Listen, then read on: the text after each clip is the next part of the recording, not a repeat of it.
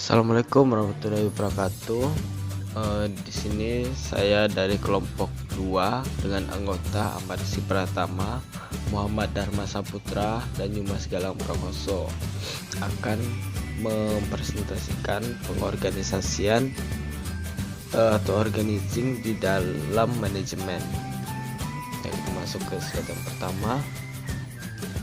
Pengorganisasian organizing merupakan fungsi kedua dalam manajemen. Pengorganisasian didefinisikan sebagai proses kegiatan penyuluhan struktur organisasi sesuai dengan tujuan sumber dan lingkungannya. Pengorganisasian adalah suatu proses untuk penentuan, pengelompokan, pengaturan, dan pembentukan pola hubungan kerja dari orang-orang untuk mencapai tujuan organisasinya. Stoner dan Walker 1986. Pengorganisasian merupakan suatu proses di mana aktivitas kerja disusun dialihkan kepada sumber tenaga untuk mencapai tujuan sebuah organisasi. Selanjutnya yaitu tujuan pengorganisasian. Yang pertama, membantu koordinasi. Yang kedua, memperlancar pengawasan. Tiga, maksimalisasi manfaat spesialisasi. Keempat, penghematan biaya. Kelima, meningkatkan kerukunan hubungan antar manusia. Jika pengorganisasian berjalan dengan baik, maka kelima hal tersebut akan dapat terlaksana. 5 prinsip pengorganisasian. Prinsip yang pertama yaitu spesialisasi kerja, work specialization. Prinsip ini sering disebut juga sebagai prinsip pembagian kerja. Spesialisasi pekerjaan adalah pembagian tugas atau pekerjaan kompleks menjadi sub pekerjaan yang berbeda atau bagian untuk pembagian kerja mereka. Yang kedua, prinsip otoritas, yaitu hak untuk melakukan sesuatu, membuat keputusan, memerintahkan orang lain melakukan sesuatu, dan hak untuk mengalokasikan sumber daya atas nama organisasi untuk mencapai tujuan organisasi. Prinsip yang ketiga yaitu prinsip rantai komando, chain of command. Rantai komando adalah konsep ranting untuk membangun struktur organisasi yang solid. Rantai komando dapat diartikan sebagai garis wewenang terus menerus yang membentang dari puncak manajemen ke level terendah dari karyawan dan menjelaskan siapa yang bertanggung jawab dan siapa yang harus melapor. Yang keempat, prinsip pendelegasian wewenang.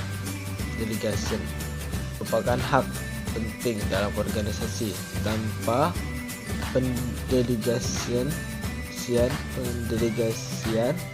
wewenang, seorang manajemen harus melakukan semua pekerjaan sendirian.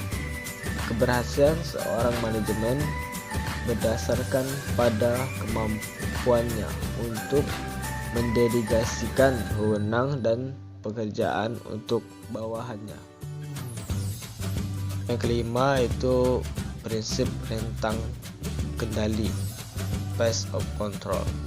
Jumlah karyawan atau bawahan yang dapat dikontrol secara efektif oleh atasan atau bos yang ditunjuk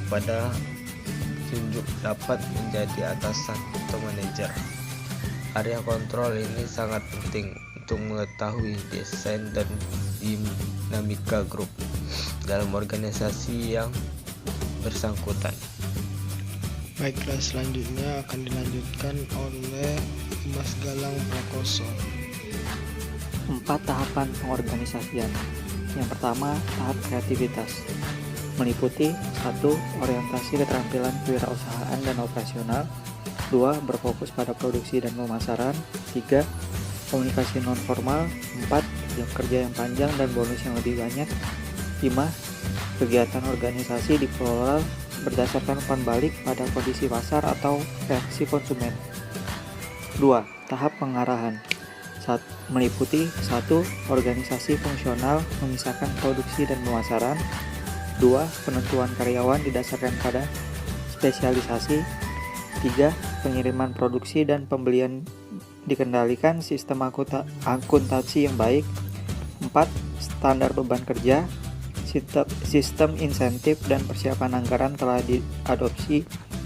5. Komunikasi menjadi semakin formal sesuai dengan hierarki posisi. 6. Fungsi kepemimpinan mulai memainkan peran pada tahap ini. 3. Tahap pendelegasian. Meliputi 1. Tanggung jawab karyawan meningkat. 2. Pusat laba dan bonus sebagai sarana meningkatkan motivasi karyawan. 3. Komunikasi antara atasan dan bawahan semakin langka melalui media surat edaran, buletin, dan bentuk komunikasi tertulis yang semakin banyak digunakan. 4. Moral karyawan meningkat dengan delegasi. 5. Promosikan perluasan pasar sehingga karyawan dapat menilai kebutuhan pelanggan dengan lebih baik. 4. Tahap koordinasi. Meliputi 1. Fungsi perencanaan digunakan secara formal dan selalu direvisi. 2. Kegiatan organisasi produktif. 3. Staf penelitian dan pengawas dikerjakan untuk memperkuat kantor pusat. 4. Biaya dihitung dengan cermat. 5. Unit operasional akan menjadi pusat pendapatan secara ekonomi. Baiklah, slide selanjutnya akan dijelaskan oleh Muhammad Dharma Saputra. Proses fungsi pengorganisasian yaitu 1. Mengacu pada rencana dan tujuan manajemen. 2. Menentukan tugas utama. 3. Membagi tugas kepada individu. 4. Mengalokasikan sumber daya. 5. Evaluasi strategi pengorganisasian. Manfaat fungsi pengorganisasian yaitu 1. Fasilitasi koordinasi antara para pihak dalam kelompok. 2. Pembagian tugas sesuai dengan kondisi perusahaan saat ini. 3. Semua orang tahu apa yang sedang dilakukan.